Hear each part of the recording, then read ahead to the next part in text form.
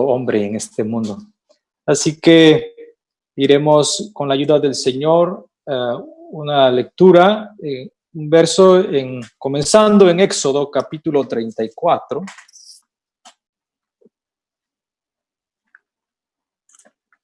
Y en el verso 5. Esta es la ocasión en que Moisés, el siervo fiel del Señor, está para recibir las tablas de los mandamientos por la segunda vez que lo hizo y escritos directamente del dedo de Dios.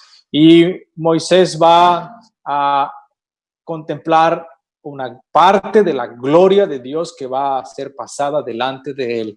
Y esto es lo que estas son las palabras que el mismo Jehová está para proclamar. Y dice así el verso 5: y Jehová descendió en la nube y estuvo allí con él proclamando el nombre de Jehová. Este es Jehová proclamando su nombre. Y pasando Jehová por delante de él, proclamando: Jehová, Jehová, fuerte, misericordioso y piadoso, tardo para la ira y grande en benignidad y verdad, que guarda la misericordia en millares, que perdona la iniquidad, la rebelión y el pecado, y que de ningún modo justificará al malvado, que visita la iniquidad de los padres sobre los hijos y sobre los hijos de los hijos, sobre los terceros y sobre los cuartos. Bueno, de esta lectura tenemos una declaración que Dios ha hecho cuando ha proclamado su nombre desde la antigüedad acerca de que de ningún modo Él va a justificar al malvado. Es decir, no hay una manera en que los hombres puedan justificarse cuando son culpables. Culpables acerca de su propio pecado, claro. Entonces, la Biblia es un libro que está escrito para responder esta pregunta, que es la pregunta definitiva que todo hombre debe de hacerse. Si Dios no va a dar por inocente al culpable, entonces, ¿cómo es que Dios puede perdonar al hombre sus pecados? Entonces, la Biblia está escrita para dar respuesta a esta gran pregunta. Es la pregunta más importante, es la pregunta más vital para todos los hombres. Y todo aquel que escucha debe de pararse para pensar cómo es que Dios puede perdonar sus pecados. Bueno, esta pregunta la responde la palabra de Dios, pero antes quisiera hablar sobre el precedente de lo que Dios ha dicho en Romanos capítulo 3, si me acompaña, Romanos capítulo 3, en el verso 23. Ahí tenemos otra declaración de lo que Dios ha dicho. Por cuanto todos pecaron y están destituidos de la gloria de Dios. Así que Dios ha encerrado todo bajo de pecado, en que la palabra dice claramente, sin distinción, por cuanto todos pecaron. Así que de parte de Dios está dado este veredicto acerca de que por cuanto todos pecaron, están destituidos de la gloria de Dios. Nadie queda por fuera de esto, por cuanto todos pecaron. Eso es lo que Dios ha dicho. Ahora, ¿cuál es el resultado de esto? Bueno, ser destituido de la gloria de Dios significa ser separado totalmente de Dios.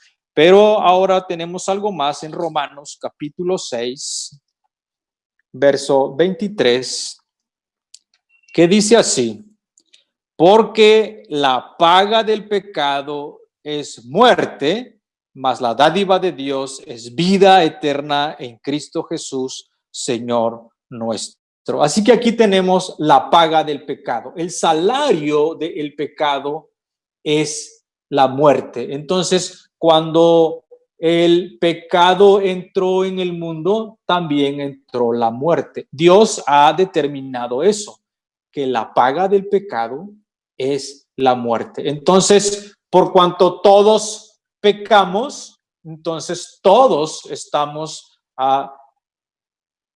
con la condición de la muerte que puede sorprender en cualquier momento. Entonces, ¿cómo vamos a pasar de esta vida si es que la cuestión de nuestros pecados no ha sido resuelta? Esa es la pregunta de la que he mencionado al comienzo. ¿Cómo es, pues, que podemos venir a cuenta delante de Dios? Entonces, tenemos esta bendición de parte de Dios que nos ha sido entregado el ministerio de la reconciliación, porque todo hombre en sus pecados es enemigo de Dios, y queremos advertir que es muy insensato pasar al otro lado, es decir, si la muerte sorprende a alguien siendo un enemigo de Dios y muriendo en sus pecados. Así es que la respuesta acerca de cómo es que Dios puede perdonar los pecados la vamos a encontrar aquí mismo en el libro de Romanos, ahora en el capítulo 3, regresando un poco más en el verso 24. Aquí tenemos ahora que la palabra dice: siendo justificados gratuitamente por su gracia, por la redención que es en Cristo Jesús. Siendo justificados gratuitamente por la redención que es en Cristo Jesús, al cual Dios ha propuesto en propiciación por la fe en su sangre para manifestación de su justicia, atento a haber pasado por alto en su paciencia los pecados pasados, con la mira de manifestar su justicia en este tiempo, para que Él sea justo y el que justifica al que es de la fe de Jesús. Así que aquí está la gran respuesta en que Dios puede justificar al que es de la fe de Jesús. ¿Cómo es esto? Bueno, Dios puede justificar al impío. ¿Quién es el impío? Es el pecador. ¿Cómo puede Dios perdonarlo? Bueno, por la fe en Cristo Jesús. Esto es que Él es sustituto que ha pagado, como dice aquí Romanos, que hemos leído, por la redención. Esto significa por el pago que Cristo hizo cuando una vez Él fue crucificado, y fue en ese momento cuando Él satisfizo toda la justicia de Dios para poder extender perdón a todo aquel que en Él cree, a todo aquel que es de la fe de Jesús. Así es que el Evangelio se trata de esta cuestión sencilla, pero de gran poder. El poder está en que Él puede dar vida nueva a aquellos que están condenados a muerte, muerte eterna, por medio de la fe en la obra de un sustituto que gustó la muerte por nosotros, y este es Cristo Jesús. Este es el evangelio que predicamos, porque no nos predicamos a nosotros mismos, como dice la palabra, sino que predicamos a este Jesús que descendió del cielo y habitó entre nosotros, y Él aquí en el mundo, como hombre, gustó la muerte, fue sepultado y al tercer día fue resucitado y luego alzado al cielo, donde ha sido glorificado. Él está sentado a la diestra de Dios, de donde le estamos esperando, los que somos de la fe en Cristo Jesús. Así es que en esto se resume el evangelio. Para todo aquel que cree en Cristo Jesús hay perdón de pecados. Ahora, Dios es el único que puede perdonar los pecados sin comprometer su justicia, porque Él ha escogido un cordero que es el que quita el pecado del mundo, y este cordero es Cristo Jesús. Así es que quisiéramos detenernos un poco para pensar, como ha dicho nuestro hermano, ¿quién es esta persona que puede quitar el pecado, que puede llevar el pecado de otros sobre de sí?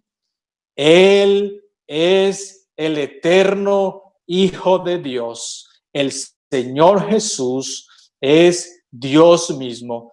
Quisiera que pudiéramos leerlo en una escritura que tenemos en el libro de Filipenses, una carta del apóstol Pablo, que nos habla acerca del Hijo. Ahí lo podemos ver, Filipenses, capítulo 2, en el verso 5, comenzamos la lectura. Hablando de Cristo, dice: haya pues en vosotros este sentir que hubo también en Cristo Jesús. Verso 6. El cual, siendo en forma de Dios, ahí está la primera cosa que quisiéramos apuntar. El cual, siendo en forma de Dios. No descuidemos eso y continuaremos hasta el 8. No estimó el ser igual a Dios como cosa a que aferrarse, sino que se despojó a sí mismo, tomando forma de siervo, hecho semejante a los hombres, y estando en la condición de hombre, se humilló a sí mismo, haciéndose obediente hasta la muerte y muerte de cruz. Bueno, si detuviéramos hasta ahí la lectura, el evangelio no está completo, porque hemos dicho que tiene que ver con un Cristo resucitado. Así es que leeremos también del 9 al 11 que dice: por lo cual Dios también le exaltó hasta lo sumo y le dio nombre que es sobre todo nombre, para que en el nombre de Jesús se doble toda rodilla de los que están en los cielos y en la tierra y debajo de la tierra. 11. Y toda lengua confiese que Jesucristo es el Señor, para gloria de Dios Padre. Bueno, así que si podemos reflexionar un poco acerca de la persona del Señor Jesús, que hemos dicho que es el Cordero de Dios que quita el pecado del mundo, que es sustituto de pecadores en una cruz. ¿Quién es Él? La respuesta está en el verso 6, que dice: el cual, siendo en forma de Dios.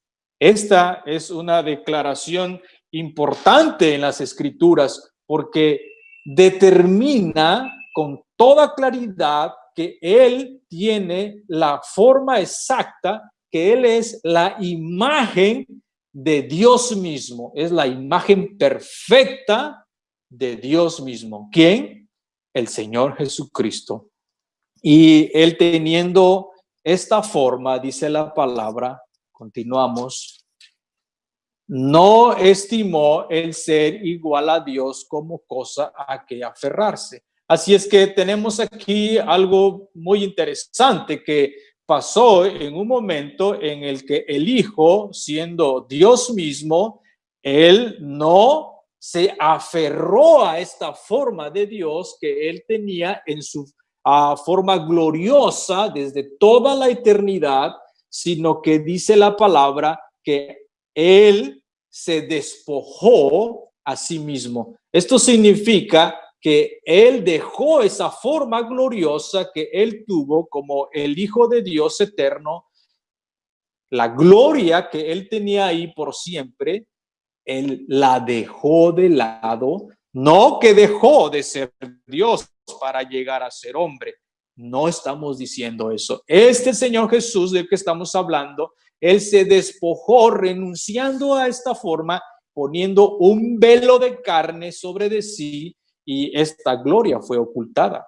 Estaba allí, pero estaba oculta de los ojos de los hombres. Cuando Él caminó por este mundo, no se podía ver esta gloria que Él tenía antes que el mundo fuese, pero no dejó de ser Dios. Él era 100% hombre en este mundo y 100% Dios también. Y Él dejó ver vistazos acerca de su gloria que Él tenía. Lo recordamos en el monte de la transfiguración con sus apóstoles, que fueron testigos oculares cuando una nube estuvo allí y se pudo ver la gloria del Hijo de Dios Bueno, en esa ocasión, la voz de Dios se escuchó acerca de su hijo y del testimonio de él.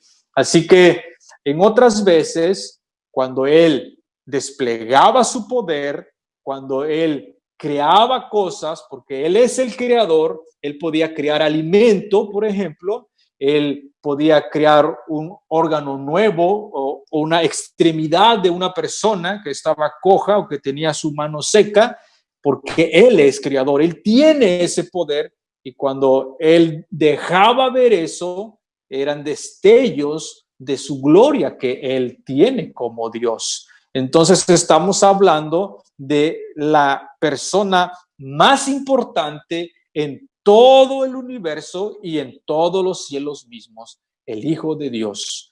Así que otras veces el Señor Jesús, cuando él hablaba, podías darte cuenta que él hablaba como Dios hablaría. Por eso gozamos de verlo en los evangelios cuando él habla, porque él tiene una forma de hablar como Dios mismo hablaría si él viniera a este mundo. Y él estuvo en este mundo y él dio testimonio de la verdad y él dijo las cosas que nunca nadie había dicho.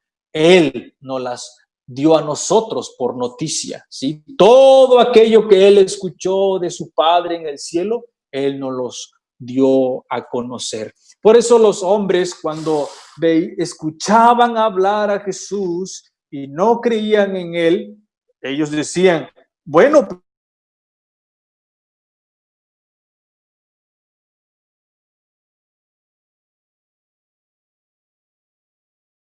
que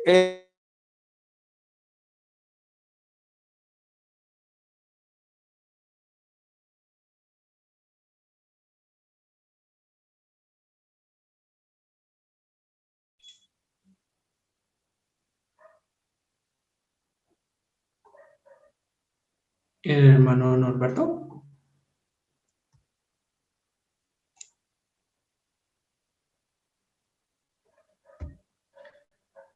Hermano Norberto, creo que tiene problemas de comunicación, problemas con la conexión a internet.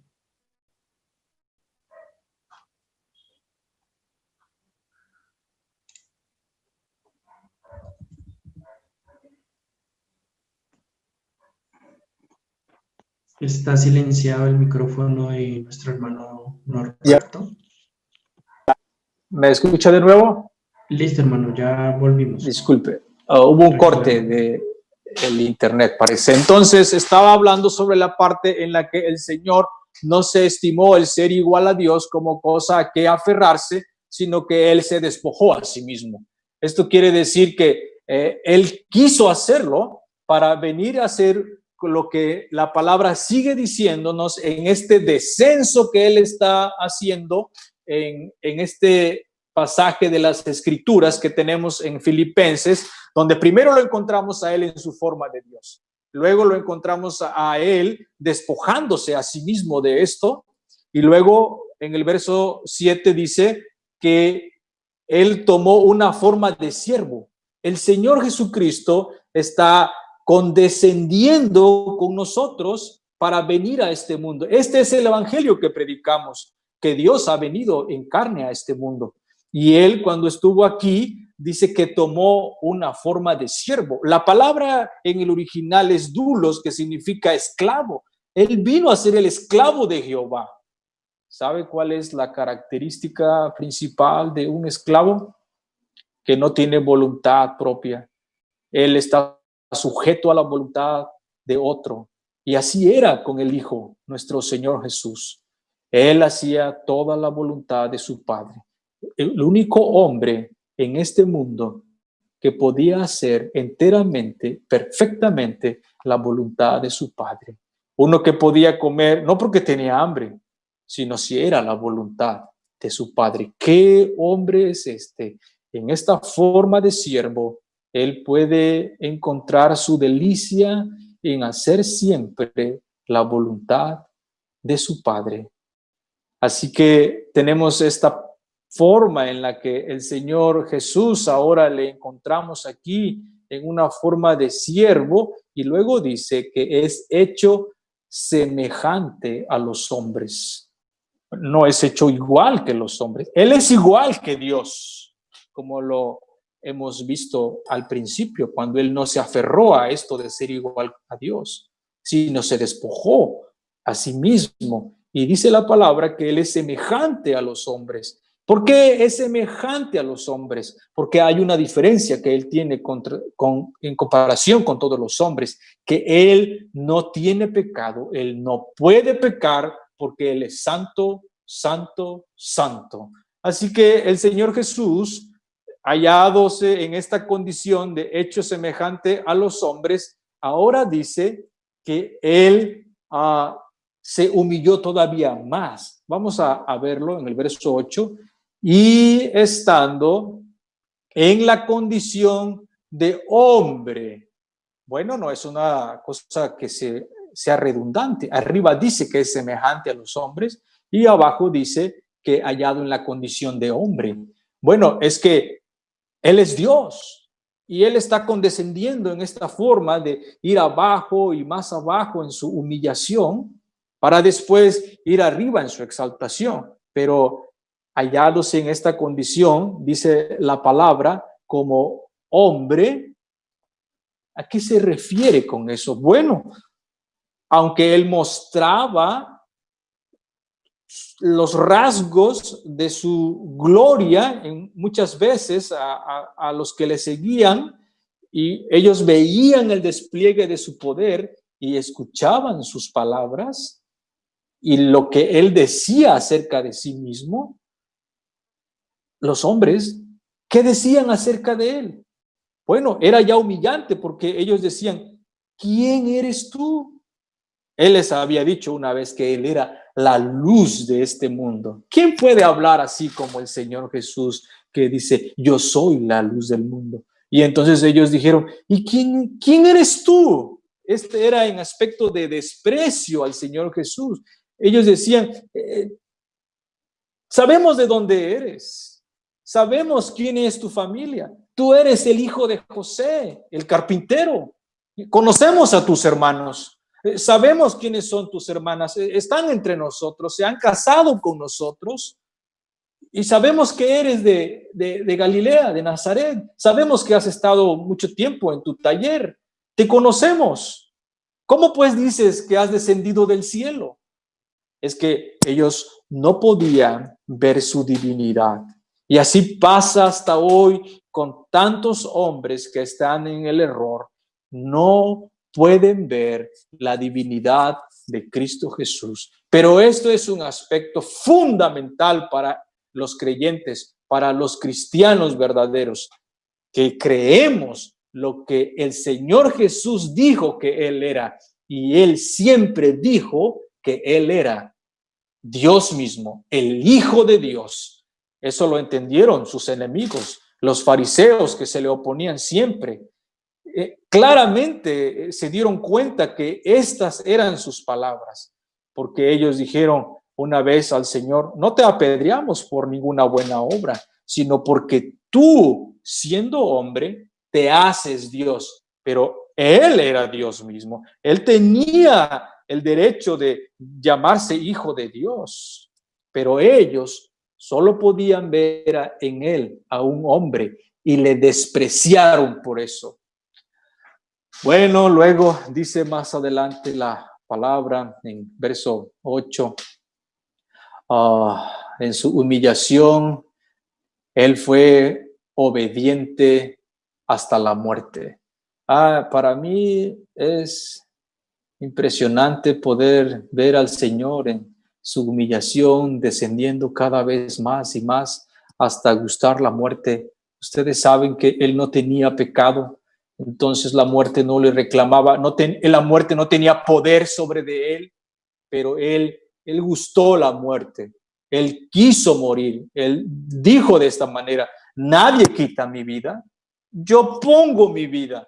Tengo poder para ponerla y tengo poder para volverla a tomar. ¿Qué hombre puede decir eso? Dios puede decir eso. Entonces el Señor Jesucristo, Él va a morir en obediencia. Eso es lo que me sorprende a mí. Todos nosotros, los hombres que jamás han muerto y que morirán, será por el pecado y la desobediencia. Pero aquí tenemos a uno que muere por obediencia. Ese es Cristo Jesús. La palabra lo dice en este verso 8, obediente hasta la muerte. Nosotros moriremos un día, si el Señor lo permite, pero será a causa del pecado. Eso lo sabemos. Pero aquí tenemos a Cristo Jesús, que se hizo hombre para gustar la muerte en obediencia. Y luego agrega y dice, y muerte de cruz. ¡Qué humillación! El Señor vino en el tiempo en el que los romanos dominaban el mundo conocido. Y ellos tuvieron la muerte de cruz para los esclavos y los peores criminales. Y el Señor Jesucristo gustó esa forma de muerte. Y Él fue humillado hasta esa forma y Él lo permitió. Él no hizo nada para escapar de esa muerte. ¿Por qué no hizo nada? ¿Por qué cerró su boca? ¿Por qué no reclamó su propio derecho cuando estaba siendo juzgado injustamente por los hombres que le acusaron de cosas falsas que él nunca hizo? Bueno, porque él había descendido del cielo para venir a hacer la redención de nuestras almas, ser el sustituto de pecadores como nosotros. Así que el Señor Jesucristo se humilló de esta manera como un siervo y dejó todo en el cielo, la gloria que le era propia, para venir a este mundo, para sufrir por nosotros. ¿Sabe? El Señor Jesucristo, que habitó por siempre en los cielos, Él era inmensamente rico, como sabemos. Todo es de Él. Pero Él se hizo pobre. Eso lo tenemos en las Escrituras y tal vez pudiéramos encontrarlo en 2 de Corintios, sería bueno verlo. Y capítulo 8 de 2 de Corintios, verso 9.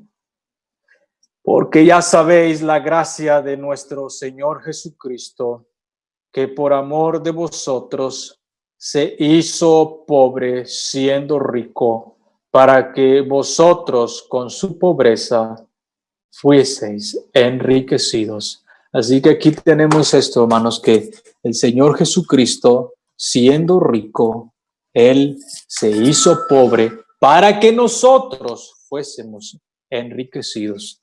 Así que usted sabe, cuando Él estuvo aquí, Él no tenía su casa propia. Él podía decir, las aves tienen nidos, los animales tienen cuevas, mas el Hijo del Hombre no tiene donde reclinar su cabeza.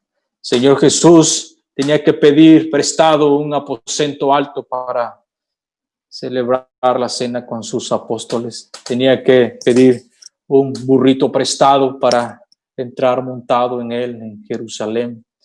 Señor Jesucristo no tenía riquezas en este mundo.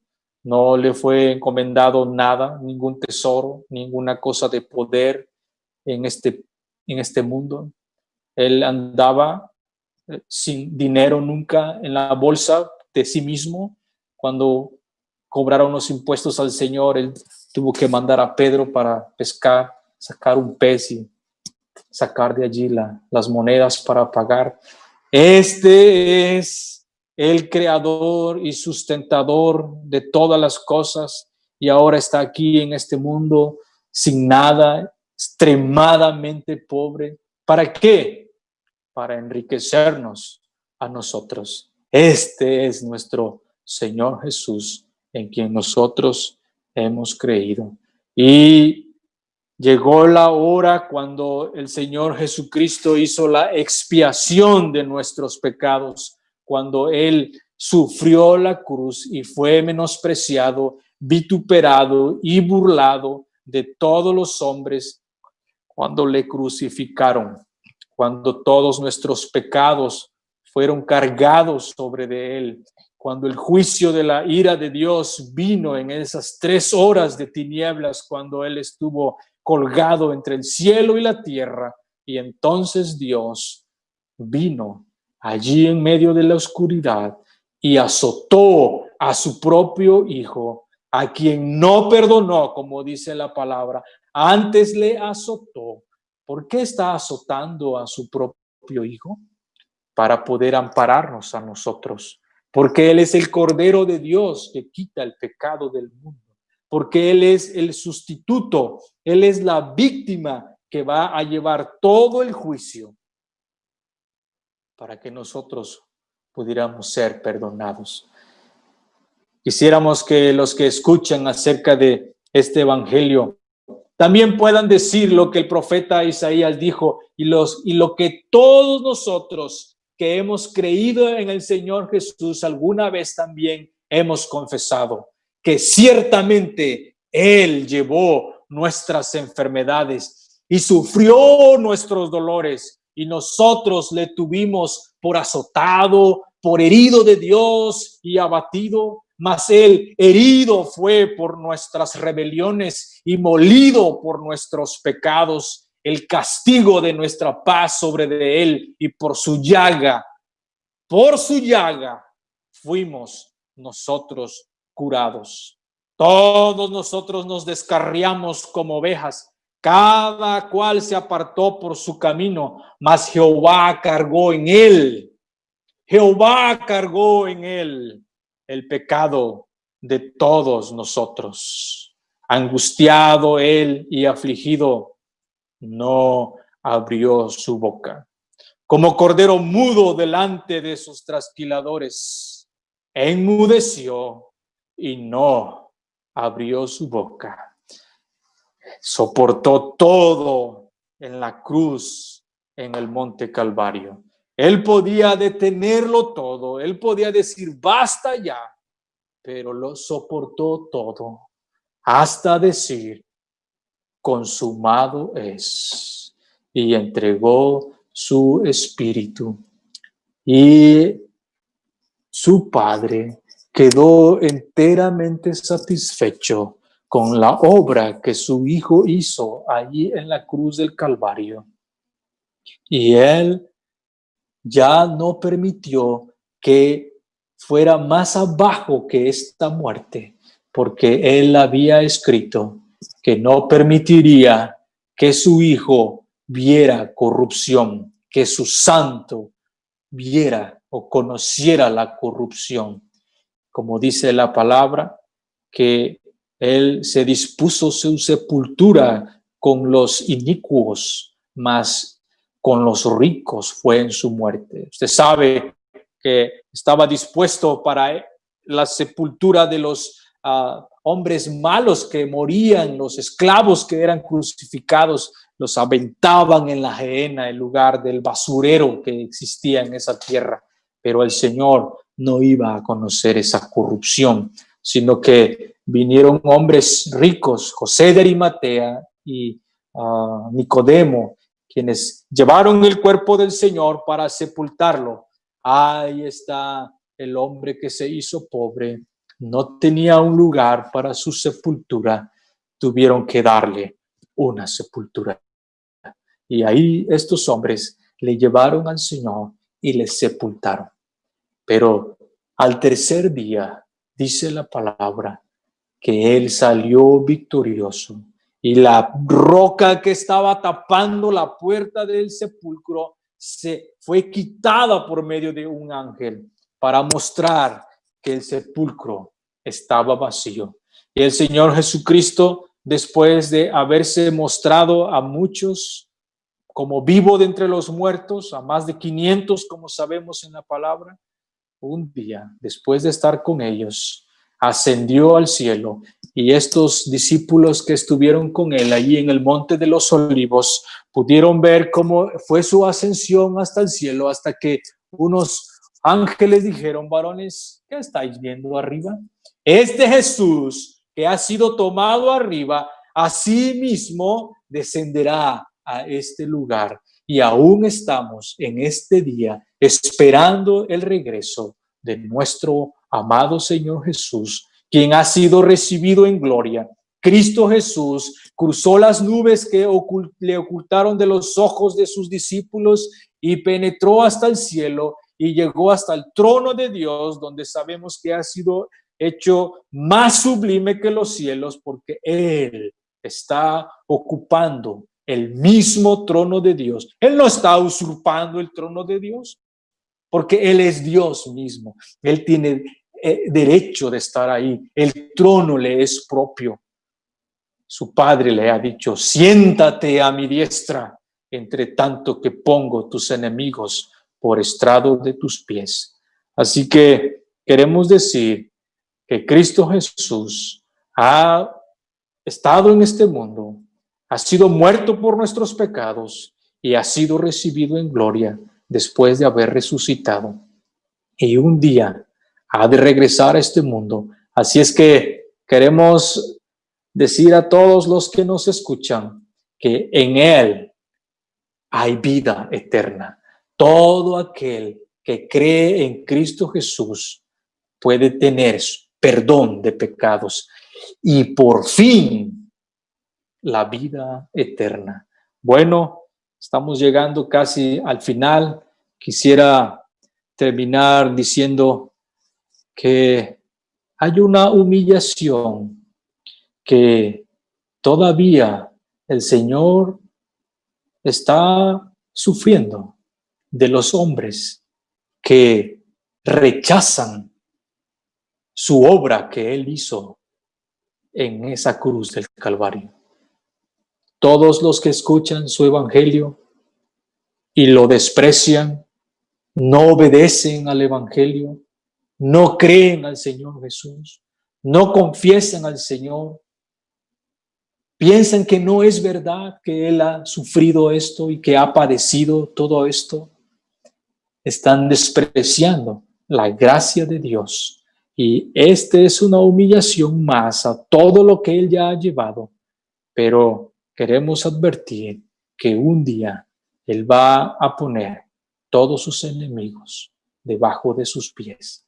Así es que entre tanto que tienes vida, aún hay tiempo para volverse a Cristo Jesús, arrepentirse de sus pecados y confesar que Él es el Señor. Iremos a Romanos para terminar. Romanos capítulo 11.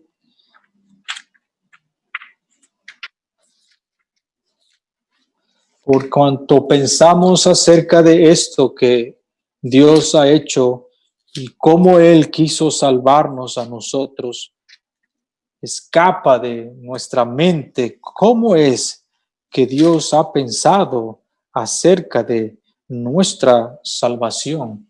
Pero esta es la obra de Dios. Esto no ha pasado por la mente humana. Es un regalo de Dios. Esta es la gracia de Dios.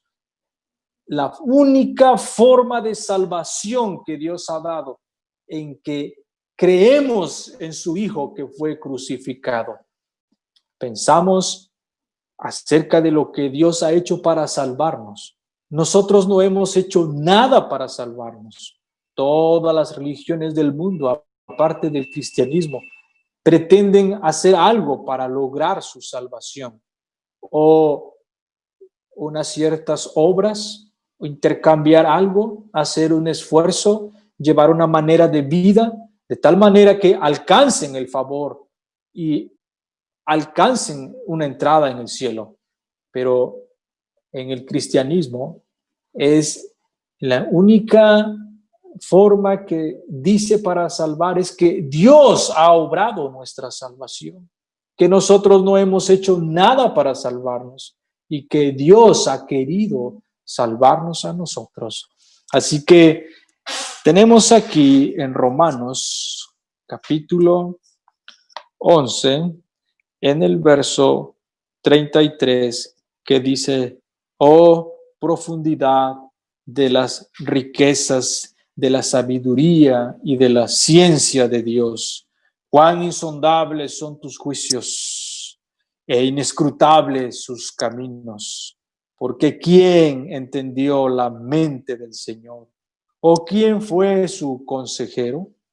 ¿O quién le dio a él primero para que le fuese recompensado? Porque de él y por él y para él son todas las cosas. A él sea la gloria por los siglos. Amén.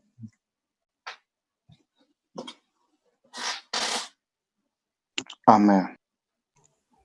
Amén, hermanito Norberto. Amén. Y para cerrar, hermanitos, invitamos a nuestro hermano May Arana, si nos acompaña con una oración para el cierre de esta predicación de Evangelio y como tal el cierre de este día de las jornadas de ministerio. Adelante, hermanito May.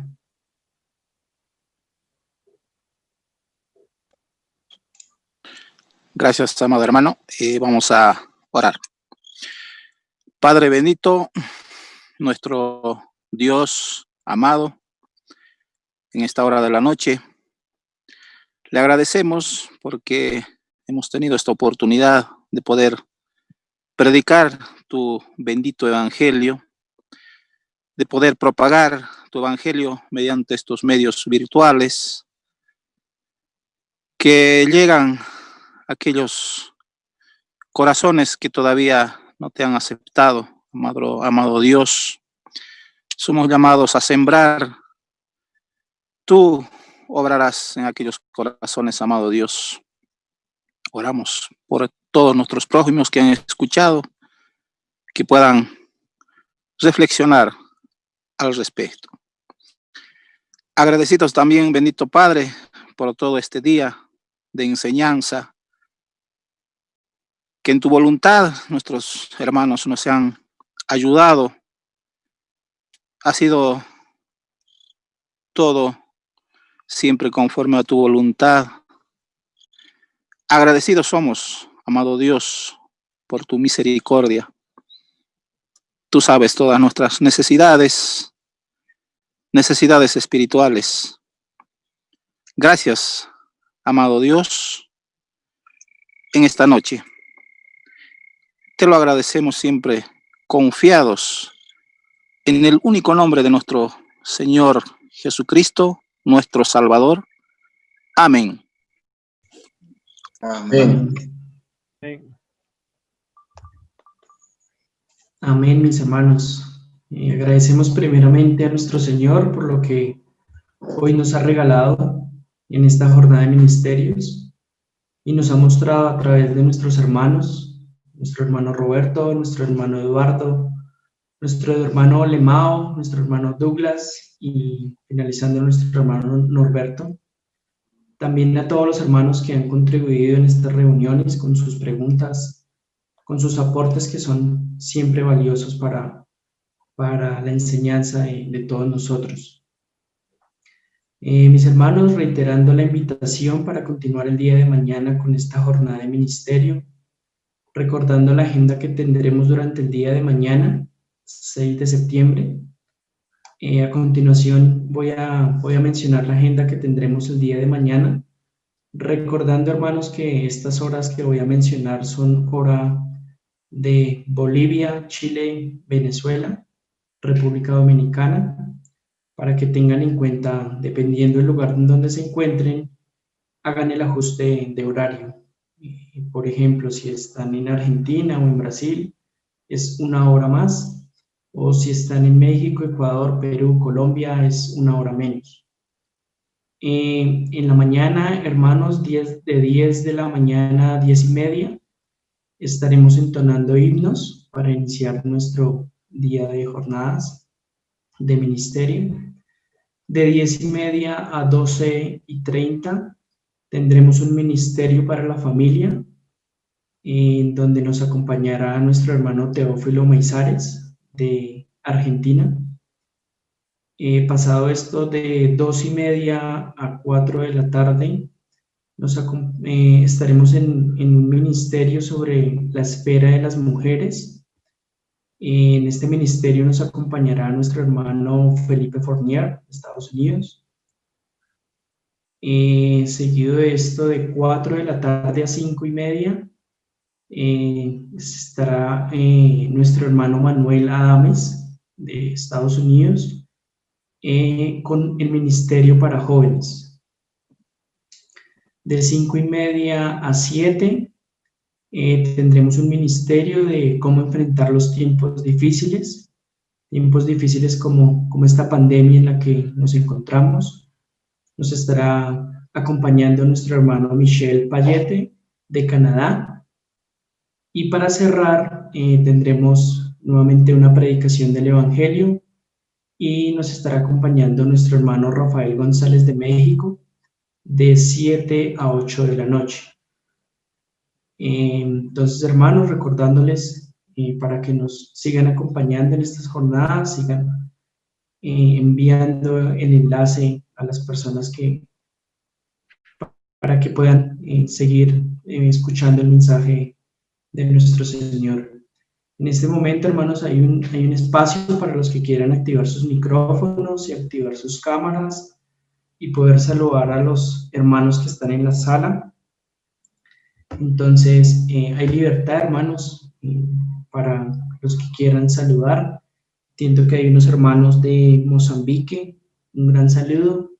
Gracias por acompañarnos y estar presentes en nuestras reuniones.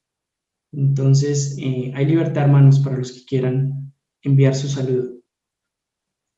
Hermano Edson, si puede habilitar los micrófonos, por favor. O si están ya.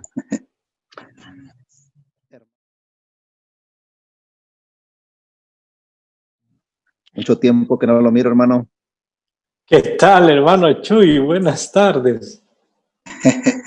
Gusto en verlo, hermano. ¿Cómo está usted y su familia? Muy bien, hermano, gracias al Señor.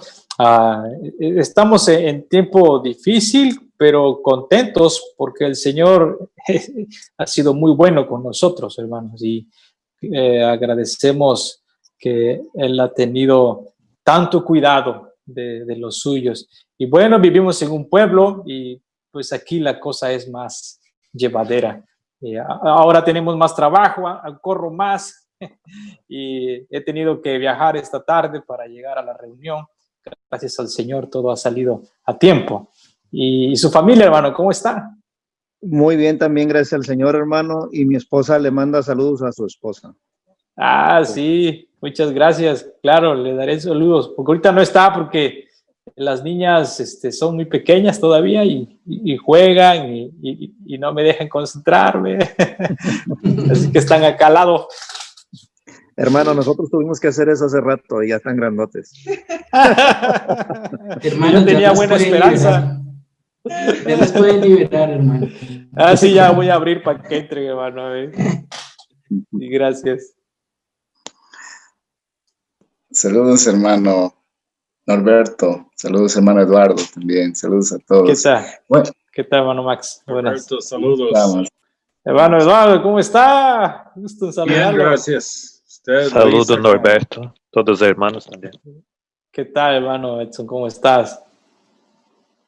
Saludos a todos los hermanos. ¿Qué tal, hermano Cristian? Saludos. ¿Pueden habilitar a los demás hermanos su micrófono? ¿Y está habilitado? Perdón, creo que sí, ¿no? Sí, hermano, ya están habilitados. Ok, perfecto. Pueden aprovechar de saludar. ¿Quién nos quería saludar? Hermano Teófilo. Hermanos, ya cumplí, ya los liberé. Bueno, buenas noches, hermanos. ¿Cómo les va? La esposa del hermano Norberto. La esposa.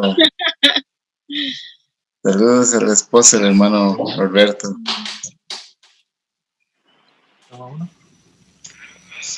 Luisita, muchos saludos, Norberto, a todos los hermanos y hermanas por ahí. Sí. ¿Qué huele, Leti? Hola. Hola.